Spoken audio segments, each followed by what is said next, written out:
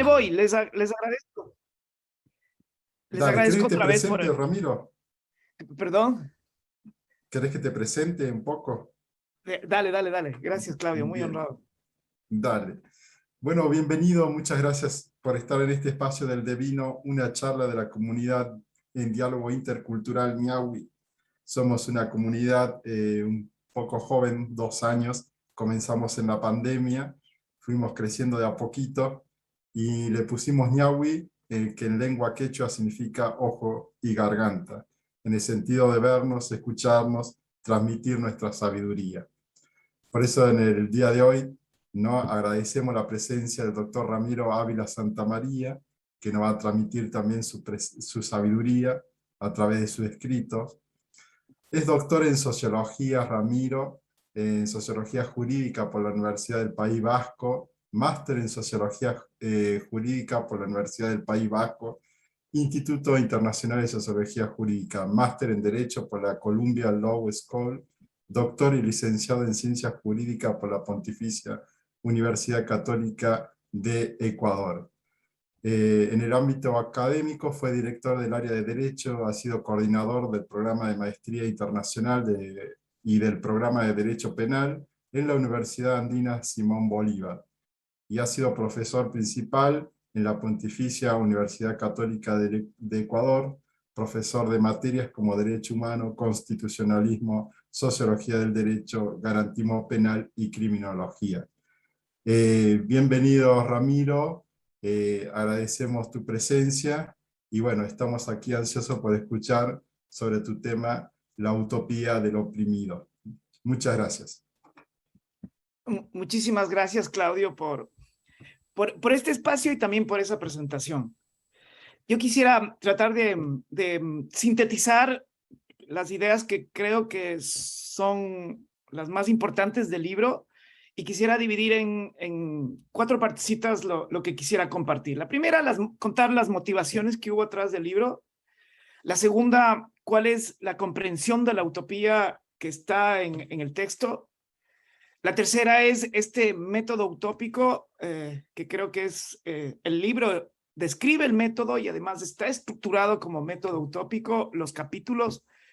Y finalmente, decir algo sobre la utopía del oprimido, que está muy inspirada en la lógica de la Pachamama y Summa Causai, que digamos, de esas 2 instituciones que nos vienen desde el lado indígena en el Ecuador, a mí me motivó a explorar esto y a darme cuenta que estas instituciones no se pueden encontrar explicaciones profundas desde el derecho o solo con el derecho, sino que había que explorar sabiduría andina, interdisciplinaridad y esto más. Entonces comienzo con las motivaciones.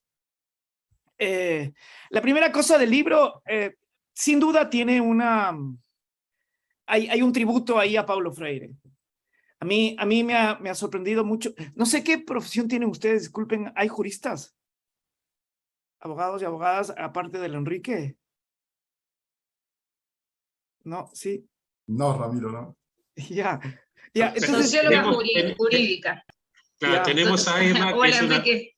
¿Qué tal? Tenemos justamente, Emma es una destacada socióloga jurídica uruguaya de la Universidad de la República, que también le damos la bienvenida hoy. Ya. Entonces, una de las... Estudiante de Derecho de la UBA.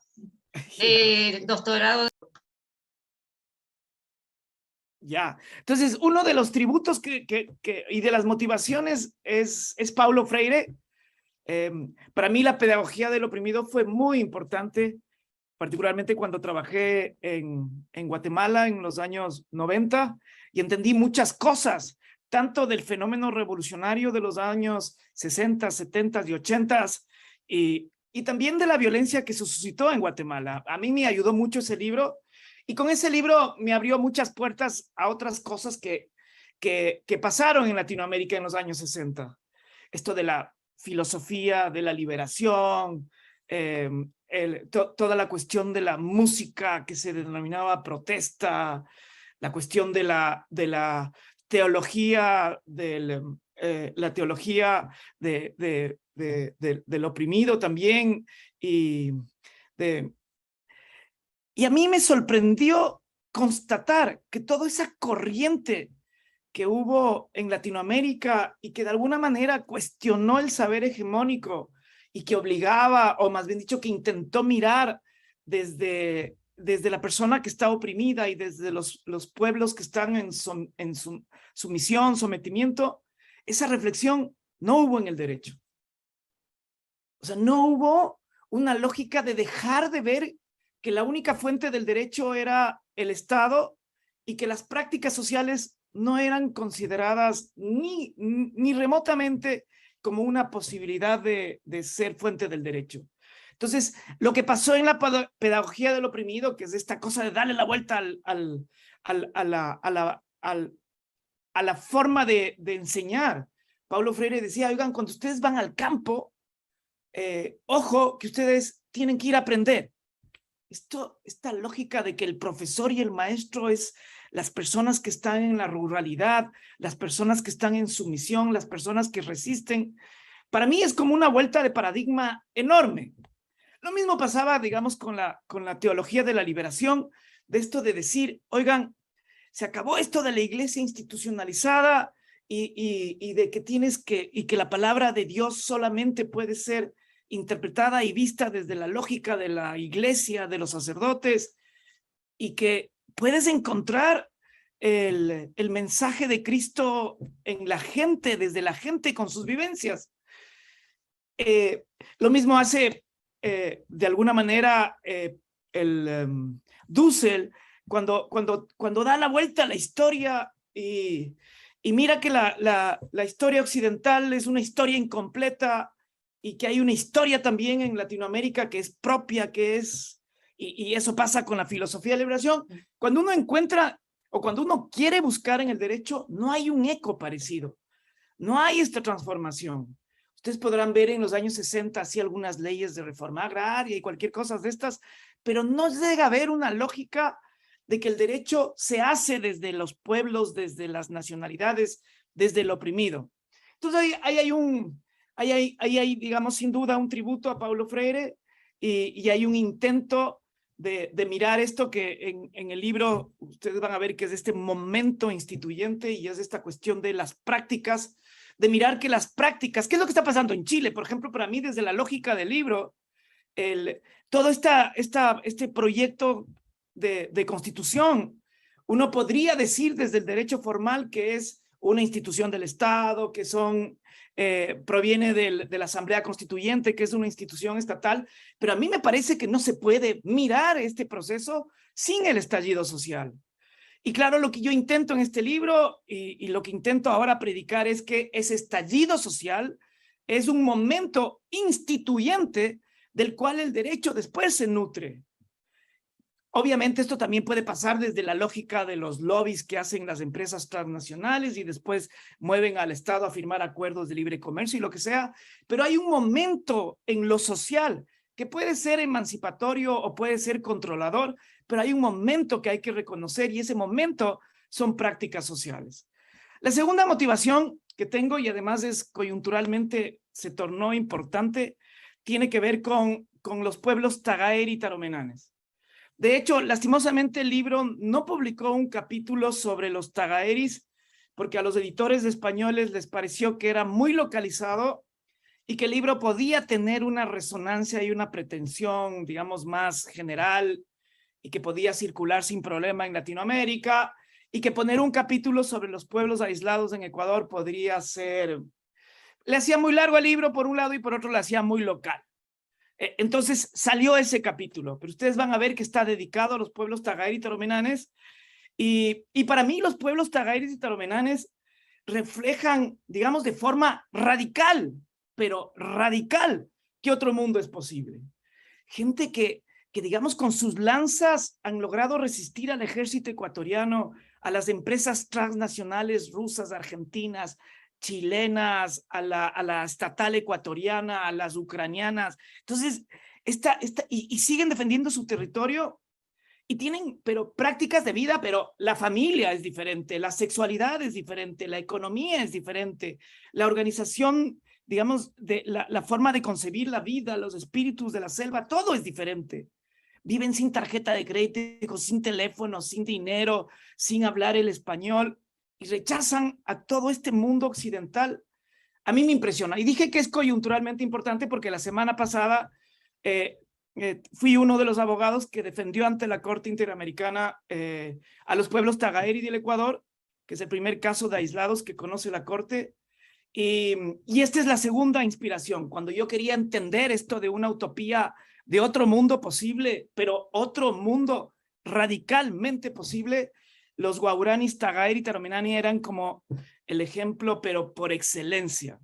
De ahí, por supuesto, han venido muchas críticas, decir que ahora no podemos irnos al aislamiento y no sé qué cosas, pero cada vez creo que he ido descubriendo más, por ejemplo, en la agricultura, en la permacultura, por ejemplo, yo veo ahí ya utopías reales también. Y la tercera motivación tiene que ver, el libro se acabó de escribir en el año 2016, se publicó algunos años más tarde, como suele pasar, pero si ustedes miran el libro, hay unos 2 guiños importantes que tienen que ver con el año en que se acabó la investigación y se acabó de escribir el libro, que es el año 2016, y el año 2016 se conmemoraron 400 años de la muerte de Cervantes.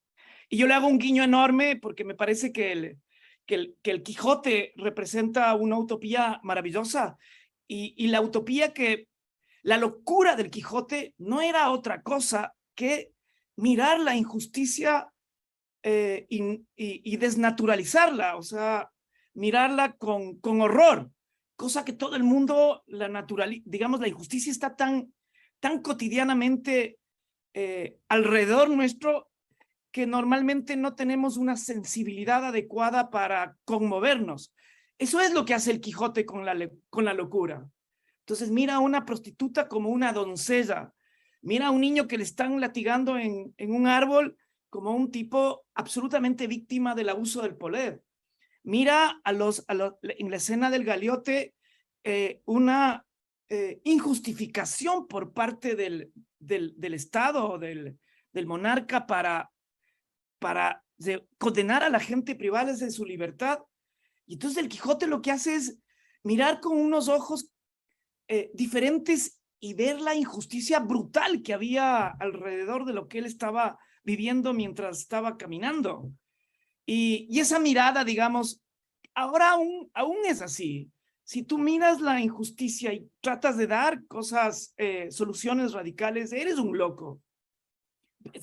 Yo veo el periódico chileno ahora todos los días, y en El Espectador todos los editoriales son contra el proyecto de constitución, y para todos los editorialistas es una locura lo que está pasando en ese proyecto de constitución. La locura, digamos, y para mí la locura que tiene en el proyecto de constitución es poner nombres a problemas sentidos aquí: indígenas no reconocidos, diversidades como las sexogenéricas o las discapacidades no reconocidas en la Constitución, la cuestión de la ruralidad, el descuido al cuidado que ha estado en hombros de las mujeres tanto tiempo y que es tan importante y aparece en el proyecto como 16 veces. Eso para el sector conservador chileno es una locura y es una estupidez. Entonces mi tercer tributo es a este señor que, estando loco, pudo encontrar la utopía de que se puede transformar el mundo, y tomó la daga, la espada y se fue al mundo. Esas 3 son las motivaciones que están atrás del libro. Luego, cuando comencé a escribir el libro, me doy cuenta que hay una tradición utopista en Latinoamérica impresionante, que yo no la había descubierto, y de alguna manera también a mí me encantaría encuadrarme en esa tradición tan linda que estaba, digamos, yo menciono 2 nombres, Arturo Roy, uno, y Cerruti, otro, que me parece que me encantaría estar en una generación donde ellos podrían darse cuenta que ese trabajo hermoso de construir una filosofía utópica latinoamericana, digamos, sigue siendo importante. Entonces, atrás hay esto, y sin duda Dussel es importante.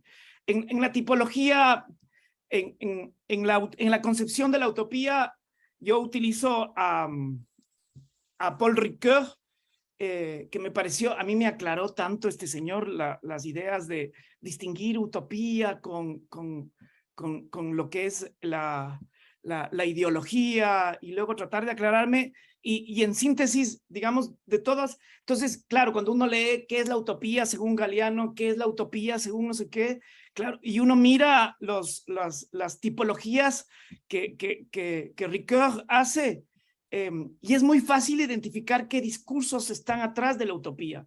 ¿Cuál es el discurso que está atrás de la RAE, por ejemplo? Cuando la RAE define la utopía como algo inalcanzable, está dentro de es como el género más o menos. Así como las concepciones de género, hay tantas escuelas, hay mujeres, hay feminismos diferencialistas, constructivistas, radicales, liberales, y a veces uno se pierde en la discusión cuando uno tiene una cierta tipología, ayuda a mirar desde dónde se habla y cuál es el alcance o las limitaciones de esos discursos. Lo mismo pasa con la utopía. Al final, quizás lo importante del libro, o lo que yo quisiera decir que es importante, es que existen utopías que son concretas, que son reales, que son situadas y que hay positivas. Por supuesto, hay las otras también. Es decir, hay las abstractas, hay las idílicas, hay desde el poder y hay las negativas también. Entonces, a mí me encantaría, digamos, decir que entre toda esa maraña de concepciones de la utopía, apuesto por una utopía que es real, y digamos, es una apuesta sin duda política, cuando uno mira, y particularmente esto creo que pasa en Latinoamérica, ahora que estoy cada vez más en contacto, ahora que dejé de ser juez de la Corte Constitucional, vuelvo otra vez, digamos, al campo de batalla y estoy muy cercano de los pueblos indígenas. Yo puedo mirar cuando uno está con ellos cómo hay prácticas que no tienen nada que ver con el mercado, con la hegemonía, con el comercio, con el individualismo, con la posesión enfermiza, con el consumo. Entonces, yo qué sé, prácticas tan cotidianas como, por ejemplo, acá hay una cosa que le llamamos la pambamesa. Cuando se junta un montón de gente y dice, ¿qué comemos? Cada uno coge lo que tiene en la refrigeradora, llega y digamos, se hace un banquete y todos comparten, digamos, no hay más lógica que compartir y disfrutar del momento. Cosa, digamos, que podría hacerse lo mismo en un restaurante, comprando la cosa, pagando la comida, yo qué sé, pero digamos, esos son momentos, o instituciones como por ejemplo la minga, que es muy extendida acá en los pueblos quichuas del Ecuador, que es esta cosa de ayudar a la persona que necesita en un esfuerzo que es difícil y que se sabe que no se puede hacer sola, como por ejemplo construir una casa, limpiar una calle, limpiar, yo qué sé, participar de algo que está atravesando la persona, y esa es la minga. Yo doy mi trabajo, doy mi tiempo, y ahí hay este principio de reciprocidad maravilloso que es uno de los que está en el Summa Causai, que es esto de la reciprocidad, y en algún momento te van a devolver el mismo trabajo porque, digamos, esa es parte de la comunidad. Y luego es positiva. Yo sé que hay negativas y hay una tradición literaria muy fuerte. Yo qué sé, Ray Bradbury, 1984, el mundo feliz de Huxley, todas estas, digamos, o esta brutal, el país de la destrucción de las cosas de Paul Auster, digamos, y uno también creo que el proyecto capitalista es un proyecto de utopía negativa que se va realizando. Esto para mí, por ejemplo, es innegable. Entonces creo en las positivas, en las reales, en las concretas, que existen y que si uno tiene, digamos, si uno afina la mirada política, puede encontrar digamos, en las personas marginales, en las que están sufriendo vulneraciones. Por ejemplo, ahora entiendo esa capacidad de resiliencia de los pueblos masacrados en Guatemala, donde yo trabajé. Eso es parte de la utopía concreta, real, cotidiana que está ahí. Los mundos alternos están ahí. Y claro que el mundo hegemónico nos absorbe, particularmente con gente como yo, digamos, que está en una situación de privilegio, que tienes un sueldo decente, que tienes una carrera, que tienes seguridad, que tu familia tiene seguro social, digamos, gozamos de alguna manera las virtudes digamos, los placeres que da el capitalismo, y por eso creo que a veces es difícil que desde la academia podamos apreciar esas utopías concretas, reales y cotidianas de subversión cada momento al sistema. Luego ahí esta cosa del método. El método fue súper interesante y yo llego a este método que la mejor formulación la leí de una profesora de Inglaterra que se llama Ruth Levitas y a ella fui por un Olin Wright que escribió un libro muy lindo que se llama, no sé cómo lo tradujo a Cal también, pero en inglés es Ambitioning Real Utopias. Y luego cuando me metí en el curso de este señor, me di cuenta que su texto base era de la Ruth Levitas, y es un método relativamente sencillo, pero complejo al mismo tiempo. Y que después lo he podido mirar que casi todos los movimientos sociales lo tienen de alguna manera, el ecologismo, el veganismo, el feminismo, que básicamente es 3 pasos. Diagnóstico, estás en una situación donde hay injusticia, inequidad, hay que moverse. El segundo es las alternativas, busca las posibilidades. Según el método utópico, las posibilidades siempre son infinitas, siempre son infinitas. El mundo, digamos, desde que cayó el muro de Berlín, en cambio parecería, yo cuando pregunto a mis alumnos, alumnas o cuando estoy en conversaciones, nadie puede imaginar un mundo fuera del capitalismo. Es como tan difícil.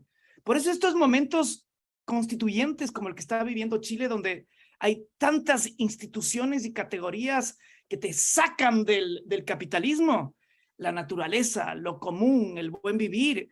A mí, por ejemplo, las alternativas.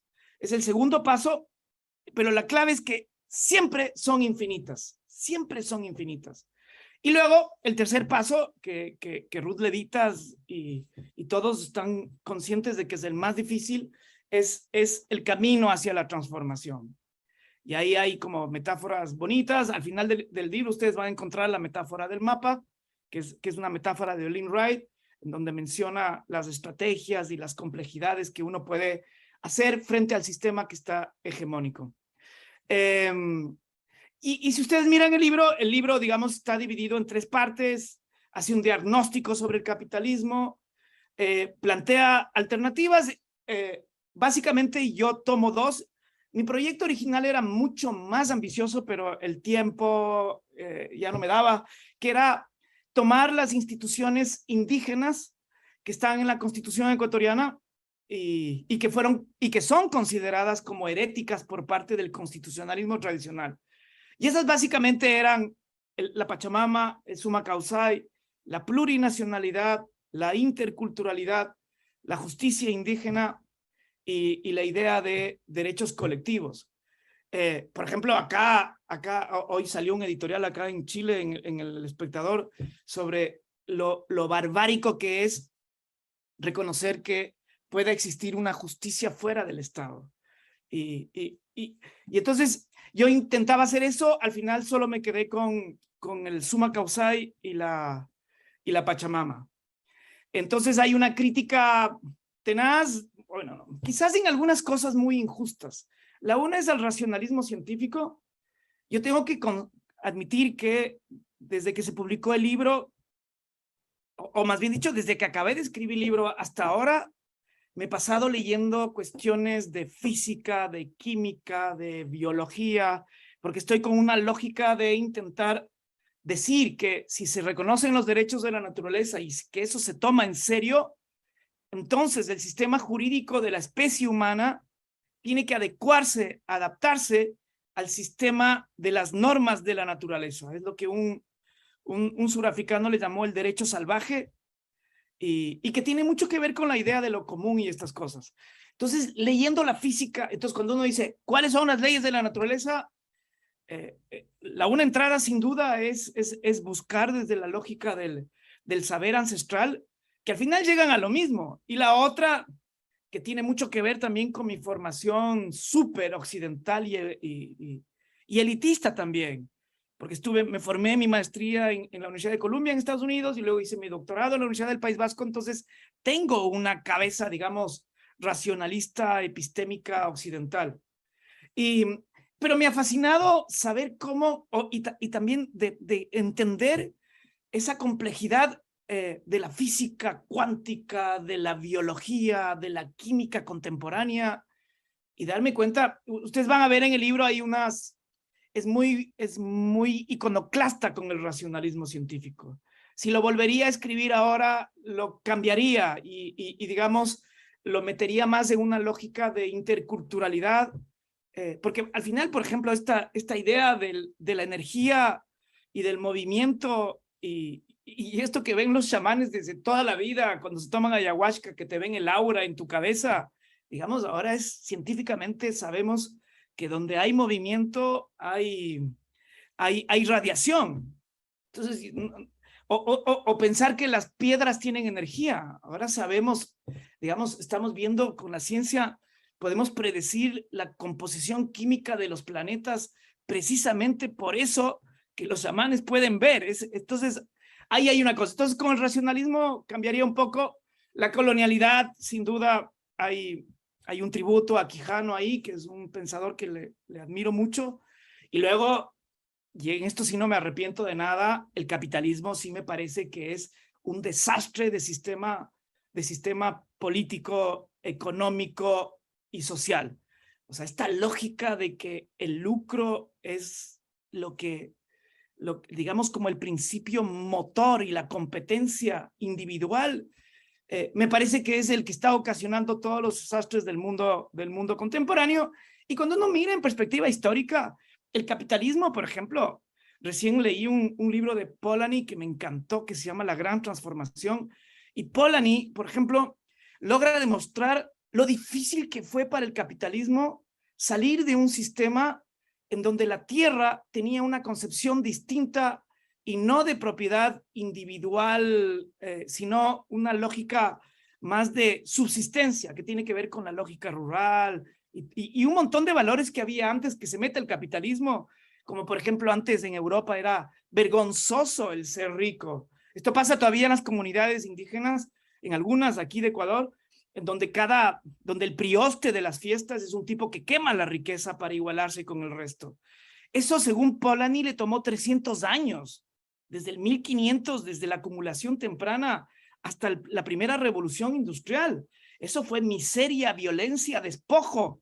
Y luego tenemos este mundo que estamos viviendo donde parecería que no hay otro mundo posible y que toda la vida vivimos en el capitalismo. Al final el capitalismo tiene pocos años de vida y durante toda la historia de la humanidad vivimos centenas, decenas de sistemas económicos y políticos, todos diferentes. Ok, entonces hay una apuesta enorme a criticar al capitalismo, considerarlo como una distopía, y luego todo este desastre climático y todo esto que se llama ahora la sexta extinción tiene mucho que ver con este sistema. Voy intentando acabar. Dos ideas importantes para encontrar o para afinar la mirada política sobre las cuestiones alternativas. La una viene de Dussel y es una idea que él le llama la transmodernidad. Y es una idea muy linda porque él, digamos, él reconoce que hay muchísimas modernidades y hay una modernidad hegemónica. Y claro, entre esas modernidades, la idea de Dussel es que hay unas que controlan y hay otras que liberan, que emancipan. Y la otra idea importante es la del barroco, que fue muy... Y ahí también hay como un tributo al que yo creo que fue el mejor filósofo ecuatoriano, que se llama Bolívar Echeverría. Y Bolívar Echeverría, digamos, utiliza sin duda no fue original, porque también esto está, digamos, en el pensamiento crítico alemán, pero del que él se nutrió mucho. Pero es muy lindo él cómo lo desarrolló, usando metáforas del barroco arquitectónico latinoamericano, y esta idea de encontrar... Si bien el barroco, digamos, era un diseño, Dussel va más fuerte. Dussel dedica un artículo en un libro que se llama Filosofías del Sur, también publicado por Acal. Dussel sostiene que el barroco europeo no hubiera existido si no era por Latinoamérica, lo que sea, pero lo cierto es que el barroco, en términos arquitectónicos, implicaba un diseño de casi... utilizar todos los espacios para tratar de, en el caso de las iglesias, digamos, expresar toda la alabanza y la grandeza de Dios y de la iglesia. Y Bolívar Echeverría utiliza esta idea de que en el barroco había espacios donde el español no podía mirar. Y en esos espacios donde no podía mirar, se colaba la cultura y la resistencia indígena. Entonces, por ejemplo, si ustedes miran, les voy a poner, ¿puedo compartir la pantalla, Enrique? No, no puedo. Les quisiera poner una fotito de la compañía de, no sé si conocen Ecuador. Ecuador tiene una iglesia barroca impresionante. Según Dussel, yo no sé si sea tan cierto porque en Perú he visto y en México he visto unas iglesias, en Brasil también barrocas impresionantes, pero Dussel sostiene que la compañía es la joya del barroco latinoamericano. No sé si puedo, Claudio, compartir esa fotito. Ramiro, sí, supongo que ahora ya podés compartir. Ya puedo. A ver. Uy.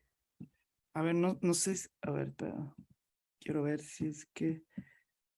¿se puede ver esa foto? Sí, se ve. No sé si se ve el techo de esa iglesia. Yo no la estoy viendo. No, el techo no se está viendo. Espérate. Déjame ver. Vuelvo. El techo es lo interesante. No, espérate, moví la foto. Ahí voy. Esto, por ejemplo, en el Cusco, hay una cantidad enorme de ejemplos. Ahí está. Fíjense, esta es la iglesia, es una iglesia jesuita del siglo XVII, aquí de Quito. Está llena de oro. Pero fíjense el techo. Por ejemplo, ahí Bolívar Echeverría encontraba... Entonces, si ustedes se fijan en el altar típico, ustedes van a ver el Padre, el Hijo, el Espíritu Santo. También está la Virgen ahí dolorosa, que es como muy importante para los jesuitas aquí en Ecuador. Están los 4 santos y mártires a los alrededores, están los profetas y todo. Pero si ustedes se fijan en el techo, es un sol inca. Entonces, cuando entra un indígena, digamos, el sacerdote cree que está alabando al Espíritu Santo y a Dios, y en el fondo el indígena lo que está haciendo es, digamos, mirando al sol. Y es un sol absolutamente inca, si ustedes ven ahí. Lo mismo pasa, la otra vez que estaba en el Cusco me enseñaban un cuadro un cuadro que era una representación de una virgen, y la persona nos decía, pero fíjense, es una montaña. Y claro, tiene la cabeza, la cara, y está la montaña ahí, pero clarísimo que es que el español veía, digamos, la túnica o el ropaje de la Virgen, y el indígena veía el monte. Y cuando, digamos, cuando representa la fe, está representando la fe hacia lo natural y no hacia el Dios católico. Entonces, con estas dos ideas yo entro al Summa Causai y a la Pachamama, ¿no?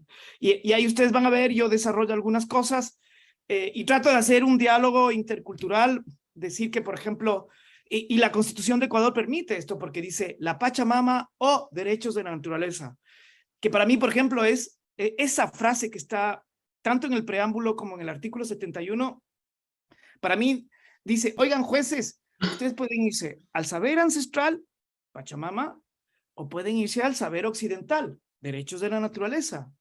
Y en derechos de la naturaleza, ustedes ahí hay unas discusiones tan hermosas de lo común, que es una discusión que yo encontré mucho en Brasil y me encanta que esté aquí en la Constitución chilena, porque lo común es el pensar en un sistema de relación con el mundo fuera de la propiedad privada. Y esto es impresionante. Lo común no es apropiable, solo se puede usar y cuidar. Y esto me parecía a mí que era maravilloso, y yo decía la derecha de naturaleza, sí, lado de hecho exploro algo del saber indígena y también exploro algo de la ciencia, esta teoría de James Lovelock de la Gaia, la teoría Gaia de decir el planeta es un ser vivo que se autorregula a sí mismo, digamos, y hay muchas instituciones. Entonces, con esto acabo diciendo que esas son las entradas. Entonces, en la lógica de de la summa causae, para mí es un sistema alternativo al sistema capitalista, porque el summa causae que se basa en los principios de relacionalidad, reciprocidad, en los principios de integralidad, de interdependencia, no puede jugar con la lógica del capitalismo. Y el summa causae y la Pachamama, en cambio, es esta idea de que el derecho no solamente es del humano, sino que hay otros sistemas normativos. Y esto, por supuesto, es súper herético en el derecho.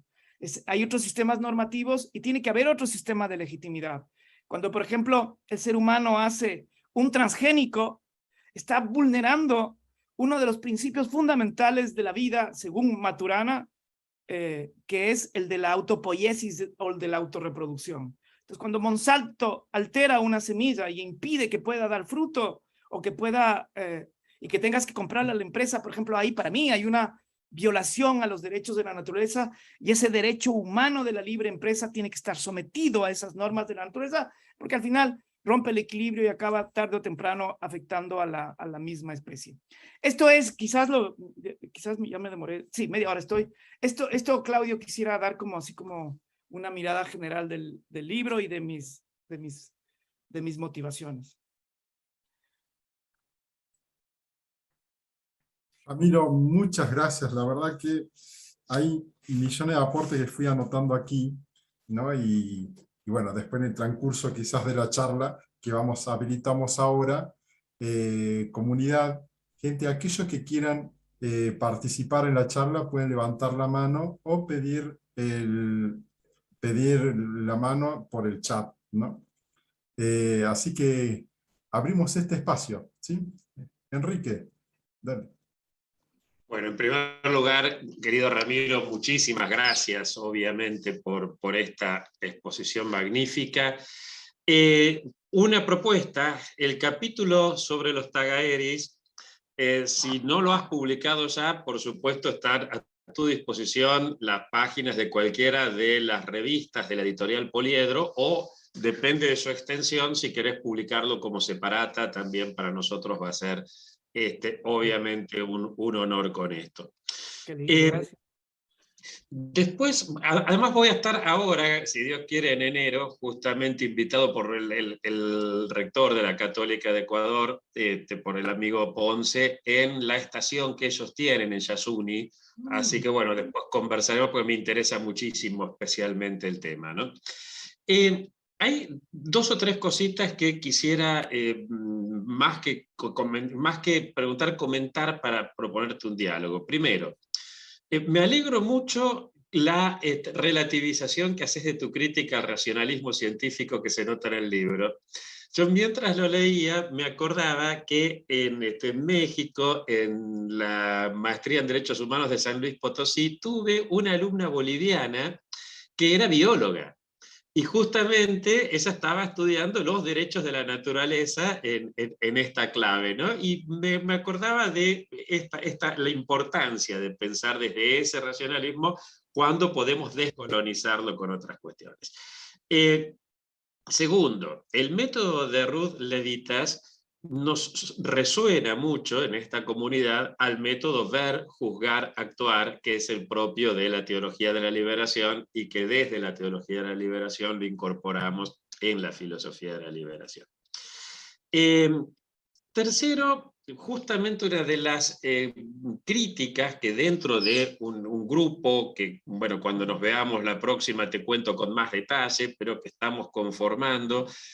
Aquí está Ernesto Tenenbaum, justamente, que es uno de los que conforma un instituto que recientemente hemos creado con la Municipalidad de Tigre y la Universidad de San Isidro, el Centro de Estudios Latinoamericanos sobre Estado y Derecho, partiendo justamente de una crítica al paradigma que normalmente se enseña en las facultades de Derecho, que es pensar un derecho posviolatorio, o sea, el derecho entra a jugar cuando o está a punto de ser violado el derecho o cuando ya fue violado. Nosotros pensamos que pensar en términos de derecho implica pensar en términos de construcción de comunidad. Es decir, es la comunidad la que permite acceder al derecho, la que permite crear derecho, la que permite una efectiva garantía del derecho. De lo contrario, caemos en el problema de los que creen que el derecho es cosa de abogados y de más o menos astutos y de jueces. Y como bien sabés vos, Ramiro, los jueces son seres humanos normales, y un ser humano ordinario sujeto a tentaciones extraordinarias tiende a ser corrupto. Por lo tanto, pensar que los jueces van a ser los que puedan resolver los problemas del derecho es por lo menos ingenuo, cuando no hay una presión comunitaria, popular, a favor justamente de mantener esos derechos, ¿no? Los ejemplos en la historia de la humanidad son enormes al respecto. Aquí en Argentina tenemos la triste honor de que en 1930 la Corte Suprema de la Argentina legalizó el golpe de Estado con una doctrina, bueno, no voy acá a aburrir, pero digamos, las Cortes Supremas pueden hasta decir que es constitucional un golpe de Estado, ¿no? Todo es posible en esto. Por eso justamente la crítica a un paradigma postviolatorio, a un paradigma normativo y a un paradigma generalmente individualista, a partir de entender el derecho en sentido comunitario, y en este sentido tu libro nos da un aporte enorme. Y además hay otra cosa que quiero decir también con respecto al libro, para quienes aún no lo han leído, y es que está muy bien escrito. La mayor parte de los libros de derecho, uno prefiere comerse un sándwich de arena antes que leer esos tratados infumables totalmente. Como cruza mucho con la literatura, Ramiro, su libro, y además es un gran lector, se nota también en su redacción. Es realmente muy, muy, muy lindo, ¿no?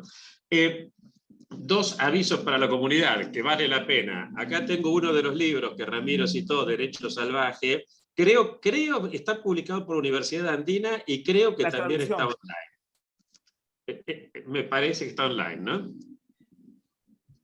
Creo que sí, vale la pena, muy, muy recomendable. Y el otro, que si bien todo Bolívar Echeverría es sumamente recomendable para leerlo por sí mismo, también la Universidad Andina publicó, a ver, ahí se ve, hace poquito, este libro, ahí va, para una crítica de la modernidad capitalista, que son estudios sobre Bolívar Echeverría, que también sumamente recomendable. Y por último, y atendiendo al Bolívar, como le decían, allá que tuve la suerte de hacer algún curso sobre Benjamin, allá en Flaxo de Quito, el tema del barroco.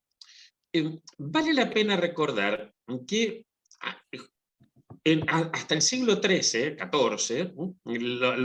la arquitectura dominante en Europa va a ser el gótico, que el gótico es bien aristotélico, ¿no? Recordemos que Aristóteles plantea la verdad, la virtud en ese justo medio que está allá arriba.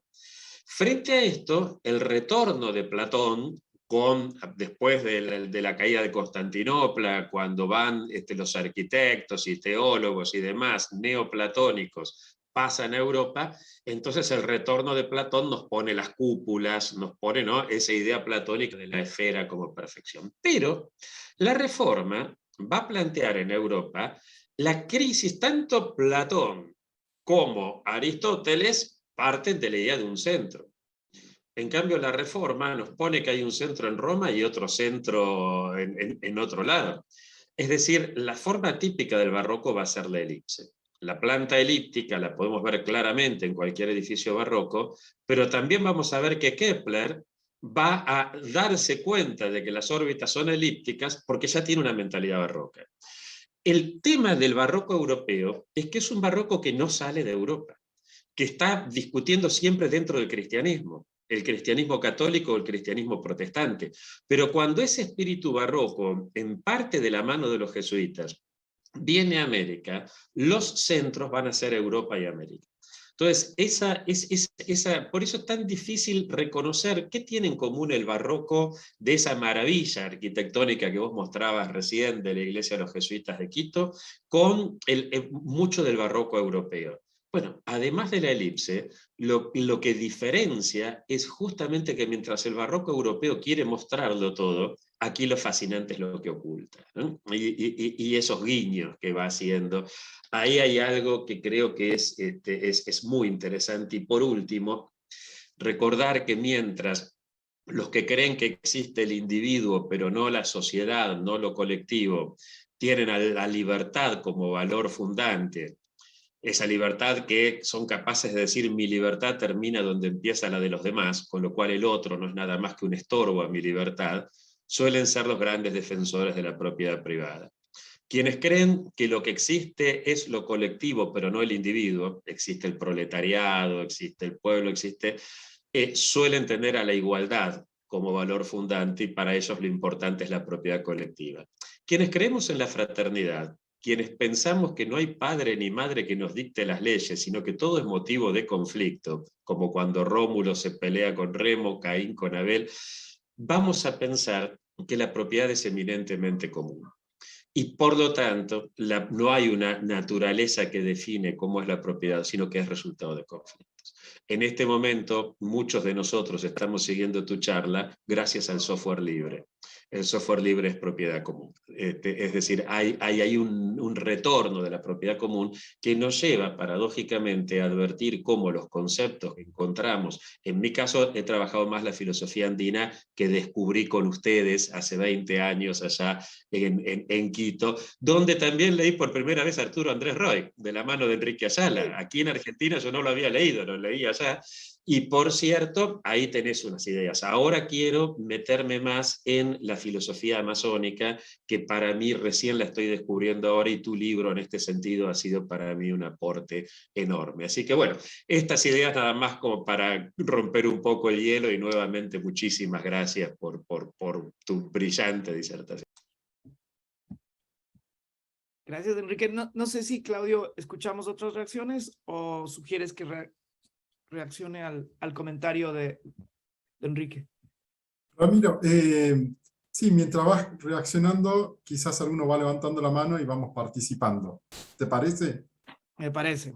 Dale. Oye, lo de la Gracias. publicación, verás, Enrique, que lo voy a tomar en serio. Verás lo del matización al racionalismo.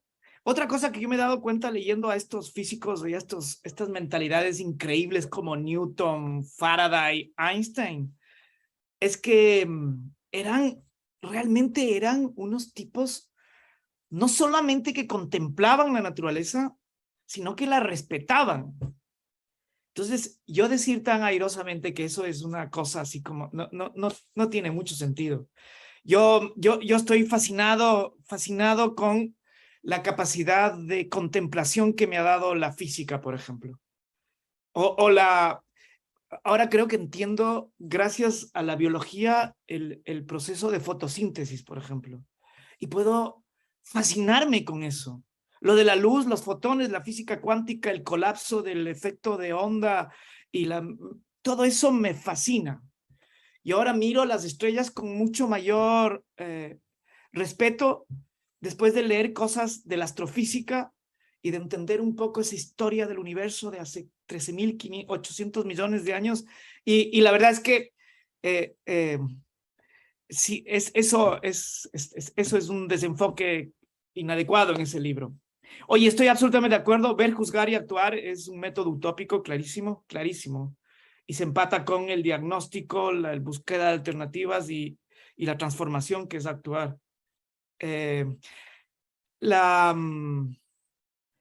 Esto del derecho y la construcción de comunidades, yo estoy súper de acuerdo contigo. Yo ahora estoy escribiendo, ya escribí un paper chiquitito que lo voy a presentar en NYU, vamos a ver cómo me va, que es sobre la necesidad de superar el positivismo jurídico que tiene como objeto de estudio la norma válida y normalmente estatal y transitar hacia un derecho que sea sistémico, holístico. Y mucho de esto tiene que ver un físico también, que quizás ustedes le conocen, que se llama Fritjof Capra, que tiene una capacidad increíble. 1, para escribir física. 2, para interrelacionar. Tiene un libro en que relaciona la física con el Tao. Y luego tiene uno que se metió con un jurista que se llama Hugo Matei y lanzaron un libro que se llama La ecología del derecho. Y el subtítulo es Hacia un sistema jurídico sintonizado con la naturaleza y la comunidad. Entonces, lo que estoy tratando es, y si quieres todos estos libros, incluso el derecho salvaje, te puedo pasar por PDF, Enrique, para que compartas ahí al resto de gente. Y estoy tratando de hacer una versión latinoamericana de esta idea increíble de Fritjo Capra, que le metió a este jurista Hugo Matei, y acaban haciendo un diálogo entre la física y un derecho sistémico que es fascinante. Me encantaron tus reflexiones sobre la arquitectura, y gracias, Enrique, por el comentario. Y lo maravilloso de esto es que uno siempre aprende. Esto es mi reacción, Claudio. Perfecto, gracias Ramiro. Comunidad, aquellos que quieran participar pueden levantar la manito, le vamos dando la palabra o pedirla por el chat. Mientras tanto, Ramiro, este es un comentario, una resonancia, podemos decir. Acá está Noemí, antropóloga también de acá de la ciudad de Salta, fue mi directora de tesis, en una tesis que hicimos sobre investigar sobre los relatos aba guaraní, sobre todo un relato que después fue transformado hacia para comprender la aparición de una virgen, ¿no? Acá en el norte, en una comunidad aba guaraní.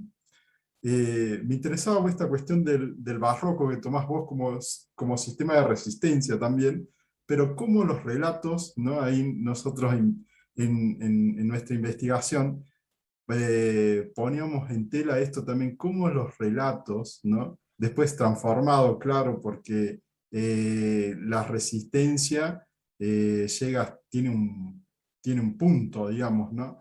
Y ese punto por ahí, cuando choca con el pensamiento occidental, el pensamiento occidental directamente lo transforma, ¿no? Y lo hace menos subversivo. Entonces, un poquito para contarte esto, cómo también, no solo el barroco, sino las formas míticas de relatar, porque ese relato tiene también tiene cintura ecológica también, porque hablan de la presencia de los animales como las formas de aparición, de cómo las divinidades aparecen, y esas divinidades terminan siendo, ¿no?, la imagen de la Virgen. Pero bueno, un poquito para contarte esto, que también desde los otros pueblos, sobre todo de los pueblos de la Yunga, como decimos acá, tienen también, quizás no unas estructuras barrocas, pero sí estructuras de texto, ¿no? Y yo, Claudio, con esto de los relatos, para mí, por ejemplo, yo tengo que confesar que al principio yo algún rato intenté que el libro sea sustentado solo desde la lógica andina. No lo logré. Me hubiera costado mucho tiempo, y para mí es mucho más fácil, digamos, estar con etnografías y con libros en tu escritorio y en una biblioteca que ir a hacer etnografía presencial. No tenía el tiempo, no tenía el entrenamiento, y algún rato me tocó desistir de esa fuente que me parecía importante. Y el reemplazo que se me ocurrió a mí fue la literatura, que digamos, yo intenté como tratar de encontrar ahí formas de penetrar a epistemologías diferentes. Y entonces, para mí, por ejemplo, un relato como el que estás mencionando, una parábola bíblica, literatura o la interpretación de un sueño de un chamán, por ejemplo. Todas esas formas para mí son formas que te permiten varias cosas. Formas, digamos, de comunicación que a mí me permiten varias cosas. La una es encontrar otros significados. Por ejemplo, la literatura, cualquiera que sea, te permite como metáfora dar significaciones diferentes cuando dices, ¿cómo se aplicará este libro de Cortázar a lo que está pasando debajo del puente en el río Mapocho, y esa escena del Oliveira cuando está antes de volver a Argentina? ¿Tiene algo que ver? Para mí, por ejemplo, yo siempre trato de desafiarme cuando leo un libro y digo cómo esta metáfora puedo adaptar o interpretar mi realidad. Entonces, las metáforas, los relatos, la literatura permiten otros significados. La otra, que para mí desde el pensamiento utópico es fundamental. Yo ya no doy clases sin mandar a leer literatura en mi vida académica. La literatura, la utopía se nutre de la imaginación. Para pensar que las posibilidades son infinitas, hay que alimentar esa imaginación y esa imaginación se nutre de los relatos. Yo, por ejemplo, en diciembre me fui a una comunidad shuar amazónica y por primera vez probé ayahuasca. Y tuve la verdad que fue una experiencia muy linda y el chamán era un anciano era muy sabio. Y los shuar se juntan todas las mañanas a las 4 de la mañana a tomar guayusa y a interpretar sueños. Yo volaba. O sea, yo dije, o sea, con mi lógica occidental, es una literatura tan exquisita y yo no desprecio nada, ni tampoco sobrevaloro lo uno o lo otro. Yo no siento tener una espiritualidad amazónica, por ejemplo, como para, no lo puedo, no lo quiero, no lo voy a pretender, pero por ejemplo, todas esas cosas que me decía cuando interpretaba mi sueño el chamán, me abrían un mundo enorme de interpretaciones de la Amazonía, de mi trabajo, que eran increíbles. Y entonces, otros significados, te alimenta la imaginación y quizás lo más importante es que te permite entrar al mundo de lo espiritual y no a esa racionalidad cartesiana, sino, digamos, a una espiritualidad donde lo irracional, digamos, no es desvalorado, sino que es tan importante. Para mí todo esto es importante, o sea, y esto que mencionas, por ejemplo, los relatos que estás mencionando, a mí me encanta escuchar los relatos que salen en las etnografías. Por ejemplo, ahora que tuve el juicio de los guaraníes y los guaraníes hablaban de los espíritus de la selva, para mí es que todo al final llega a lo mismo. ¿Por qué no hay que permitir que las petroleras entren al territorio guaraní? Porque matan y hacen huir a los espíritus. Y oyendo los espíritus del bosque se van los animales y la vida se marchita. Para mí eso es... Pero al final llegamos a lo mismo. Yo llego con el derecho, con los derechos de naturaleza, con la cuestión del cambio climático y ellos llegan con sus sueños, con los espíritus y la conclusión es la misma. Hay que proteger esa integridad y esa relación de esas personas que en el fondo son los grandes jardineros de la Amazonía y que sin ellos, digamos, estaría devastada la Amazonía latinoamericana. Entonces, sí, esa sería mi reacción a tu comentario de los relatos, Claudio. Gracias, Ramiro, muchas gracias. Enrique. El otro, Enrique. El otro. Buenas noches, gracias por lo que nos ha compartido esta noche. Yo pensaba en esto que estaba diciendo sobre la utopía realista, positiva. ¿Cómo hacer, no, para construir un derecho que sea utópico, real y positivo? Digo, lo pienso del derecho desde Argentina, donde tenemos un derecho que en su gran mayoría viene del derecho romano, que es el derecho occidental, donde el derecho nace desde el poder mismo del rex, después del príncipe, y había un derecho para el ius civile y el ius gentium, que dividía la cosa entre los ciudadanos y los no ciudadanos romanos.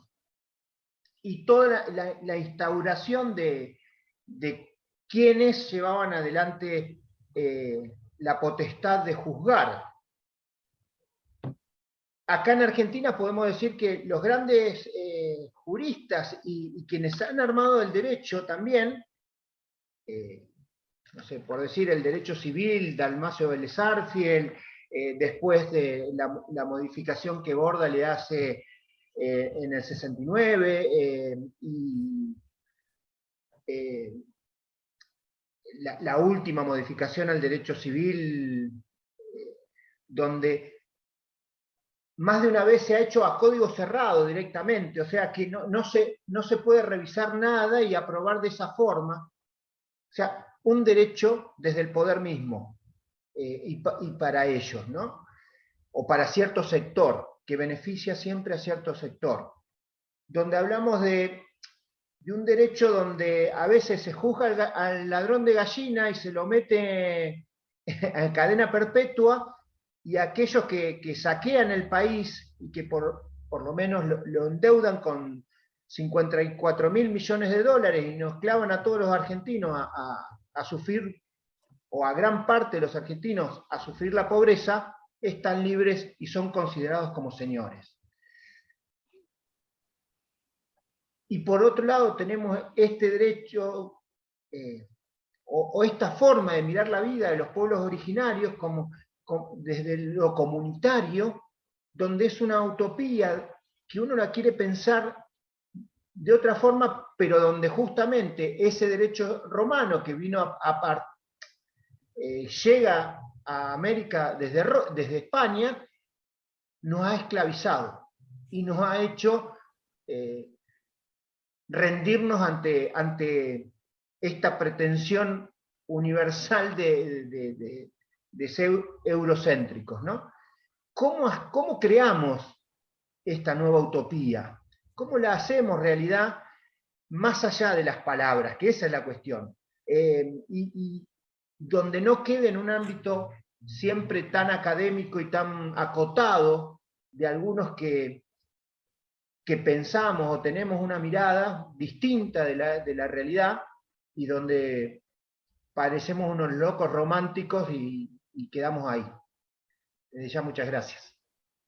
Perfecto, Enrique.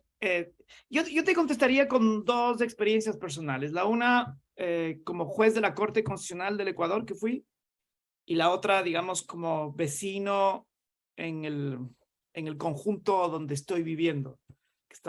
Digamos, ahí hay como esfuerzos cotidianos, reales, difíciles de construir otra forma de entender. Primero decirte que en el derecho, sin duda el derecho constitucional en cualquier parte del mundo, para liberales o conservadores o socialistas, lo que sea, el derecho constitucional siempre es utópico, siempre, siempre, siempre, siempre. Ese mundo, por ejemplo, de la propiedad privada y de la libertad de comercio y de la no injerencia del Estado, digamos, está en la Constitución y es una cosa muy difícil de lograrlo para los liberales incluso. Por ejemplo, en Estados Unidos, después de ese golpe de la crisis de 2008, el sistema regulatorio norteamericano, digamos, dio una trompada al libre mercado y a esa mano invisible del mercado, y el control es muy fuerte sobre algunas cosas. Y el derecho, digamos, el derecho constitucional los contenidos están en constante disputa. ¿Qué es la igualdad? ¿Qué es la libertad? ¿Qué es el buen vivir? ¿Qué es la dignidad? Digamos, puede haber una interpretación conservadora y una interpretación transformadora. Y esa disputa va a depender de muchas cosas. Yo, igual que algo sugirió el otro Enrique, cuando hay presión social, sin duda es más fácil resolver por la cuestión transformadora.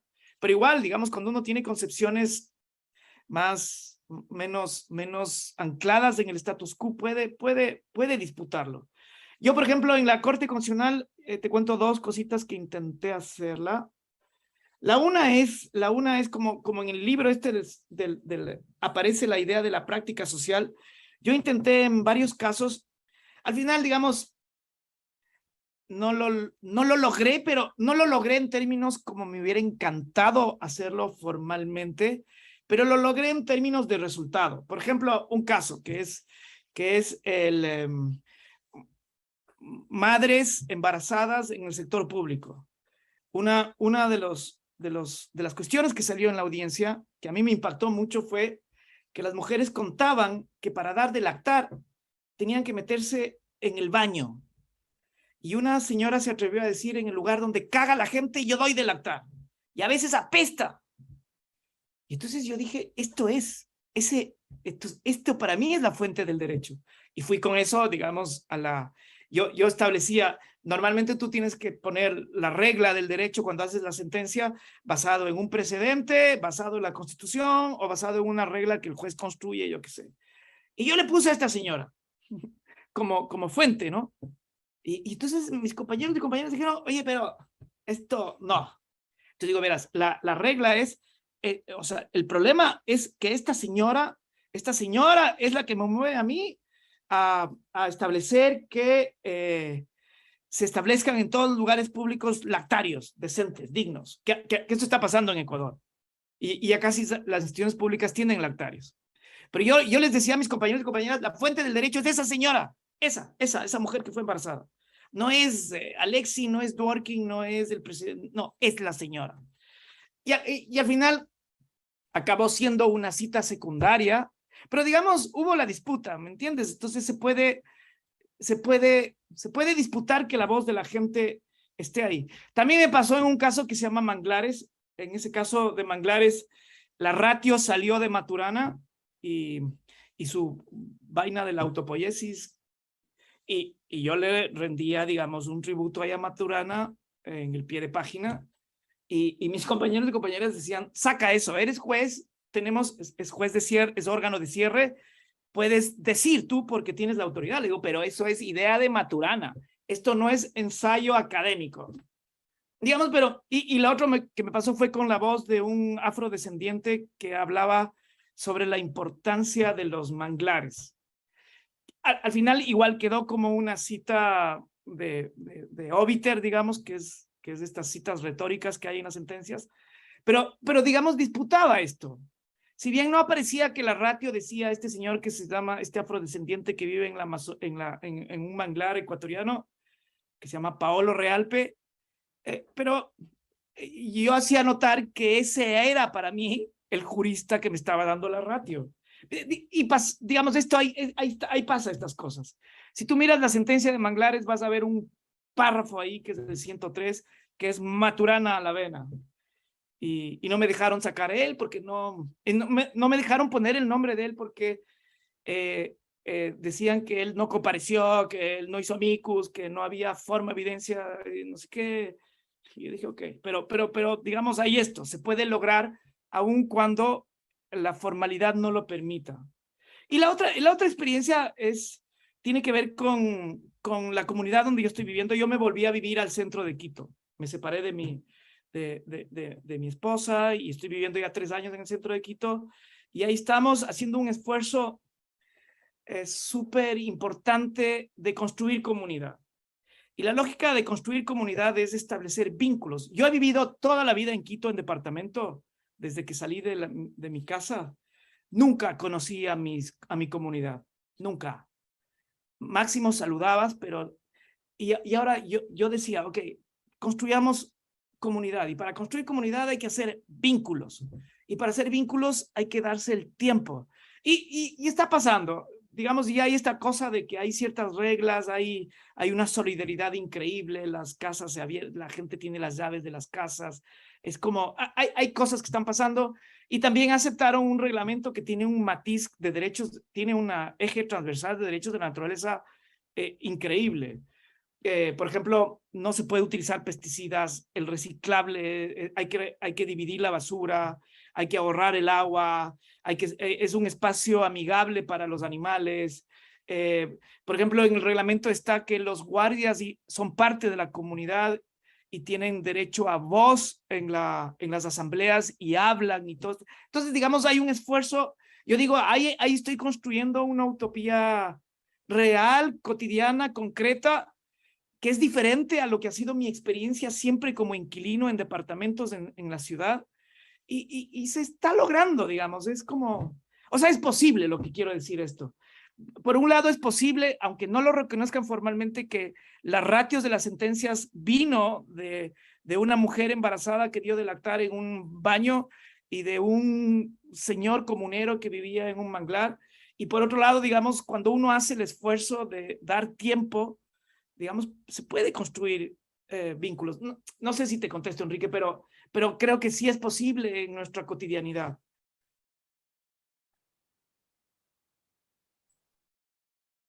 Gracias, Ramiro. Emma, te damos la palabra.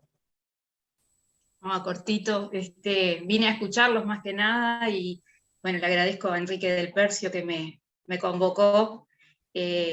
También estoy empezando a leer, Ramiro, tu libro y también me ha gustado mucho, estoy en ese camino también, he recorrido por distintos lugares, pasando también por las epistemologías del sur, también creyendo que es necesaria una transformación y que por ahí no se puede hablar de derechos humanos sin hablarlos en el contexto con la naturaleza. O sea, hoy leía en un artículo, leí el titular nada más porque tuve mucho trabajo en el periódico, que leo todos los días, decía que descubrieron, acá en Uruguay, una araña que vive, que hace, digamos, que se sostenga la vida de determinados pastizales, pero a su vez los pastizales permiten la vida de esas arañas. Y creo que es así, que estamos intercomunicados, o sea, yo no concibo a la naturaleza sin los hombres y las mujeres, o el ser humano, y ni el ser humano separado, ¿no?, de la naturaleza. Me cuesta mucho, me hace mucho ruido. Y bueno, digo, esas son cosas que yo pienso, no importa. Digo, la pregunta que yo tengo concreta es con respecto un poco en la línea de Enrique Lombardo, cómo esa parte del camino hacia la transformación. ¿Tú piensas que desde el derecho es posible lograr esa utopía? Yo creo en la utopía, pero digo, ¿es posible eso de hacer, de llegar a través del derecho? ¿El derecho puede ser liberador? Esa es mi pregunta. Gracias, Emma. Fíjate, te menciono otra vez a los Guaurari y a un testimonio que se presentó en la audiencia ante la Corte Interamericana. Esta señora, que se llama Cahuilla, ella dijo, cuando sostenía por qué no tienen que explotar petróleo en su territorio, decía esto, y además con un afán pedagógico increíble, haciendo interculturalidad con los jueces y juezas, decía: la selva para nosotras es el alimento, el supermercado, decía, es la escuela, es nuestro hospital, es nuestra vivienda, es nuestra ferretería. Y después de la audiencia fue chistoso porque encontramos un árbol de esos y ella se colgaba en las lianas y decía: me olvidé de decir que también es nuestro gimnasio. Pero fíjate, en la concepción del mundo guaurani, y ahora que yo estoy haciendo el alegato escrito, tengo tanta dificultad porque ahora estamos, digamos, me toca a mí demostrar que se viola el derecho a la alimentación, el derecho al medio ambiente sano, el derecho el derecho a la vivienda. Y entonces, algo que es tan obvio para ella, que la selva representa todo eso, en Occidente tienes que compartimentalizar las cosas y dividir. Yo estoy de acuerdo contigo. Derechos humanos está así con derechos de la naturaleza. Algunos críticos en Ecuador sostienen que hay una tensión. Podría haber una tensión, yo no niego, pero me parece que una comprensión intercultural, interrelacionada, no puedes tener, digamos, una buena nutrición si no estás relacionándote bien con la naturaleza. Esa es la primera. La segunda, en relación a esto del derecho, yo creo que la historia de los derechos humanos te demuestra cómo el derecho sí puede ser emancipatorio. Cuando ves, por ejemplo, esas conquistas de los derechos laborales y todas esas masacres que hubo en Chicago, o la conquista de los pueblos indígenas en el mismo sistema interamericano, tú vas a ver que ahí hay, digamos, sí es posible un derecho emancipatorio. Yo creo que el problema que tenemos es, uno, la cultura jurídica que está tan casada, pero tan simbióticamente relacionada con el capitalismo, que es tan difícil. Yo veo, por ejemplo, cuando era juez, miraba todos los mejores, la mejor inteligencia del derecho ecuatoriano, que además, curiosamente, estaban dando clases en todas las universidades privadas, derecho constitucional, comparecían en defensa de las multinacionales, del petróleo, de la minería. Y esto es como triste. Y cuando tú ves, digamos, yo les digo ahora, oigan, ahora que yo fui juez, ustedes no se imaginan cómo impacta la coherencia con la que acuden la argumentación teórica y lo desgraciada que es la argumentación de las ONGs, no se complementan, utilizan mal el tiempo, se reiteran en argumentos. Entonces, para mí es súper triste saber que la universidad en general está al servicio del derecho a la propiedad y las mejores cabezas, además las que se forman en el sistema, en las universidades más elitistas, acaban siendo cooptadas por las empresas transnacionales y por las empresas en general. Entonces eso es como triste.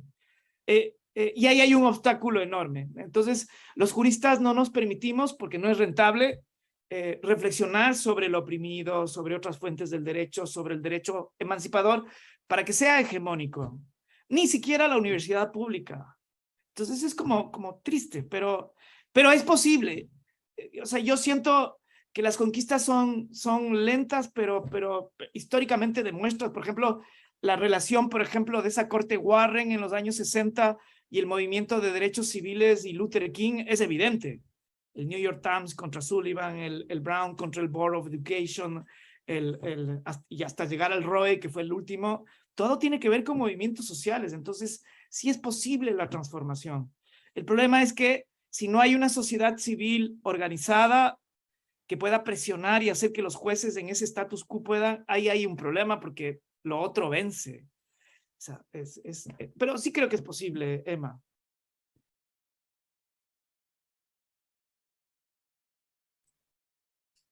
Gracias, Ramiro.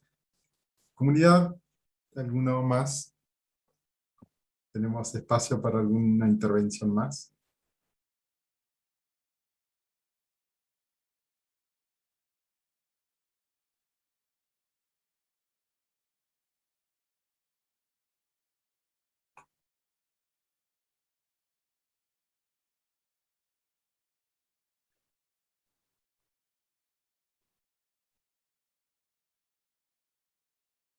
Bueno. Ramiro, primeramente, bueno, agradecerte la persona que eres. La verdad que no te conocía.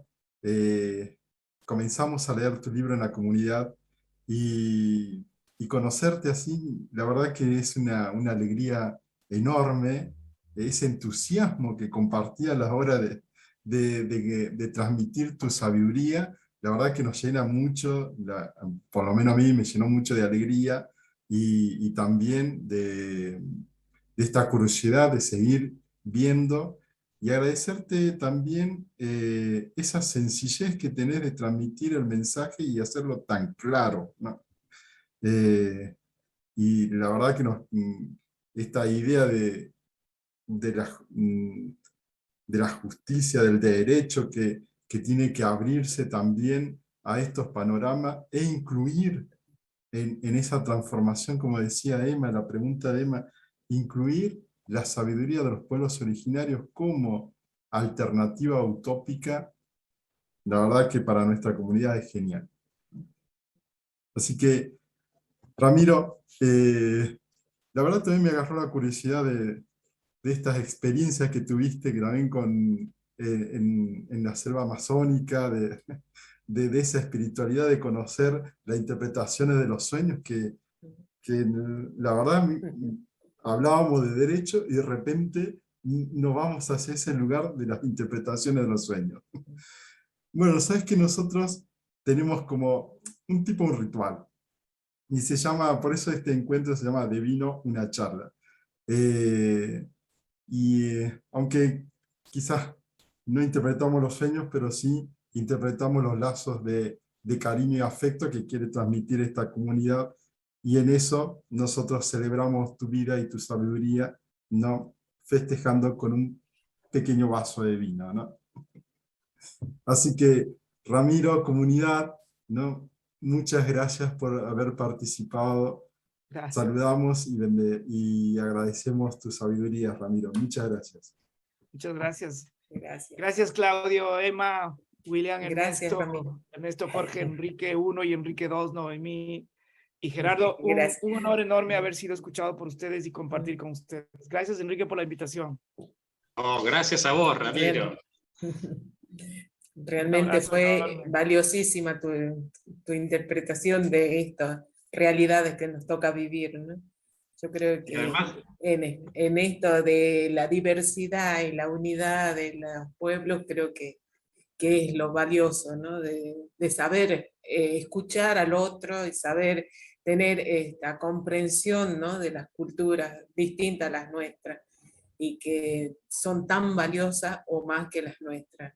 Entonces, como es realmente hermoso saber que hay gente que piensa como uno, ¿no? Que pueda interpretar las cosas y ver de otra forma, ¿no? Esta realidad que no sea solamente esta realidad del tener, sino el del ser.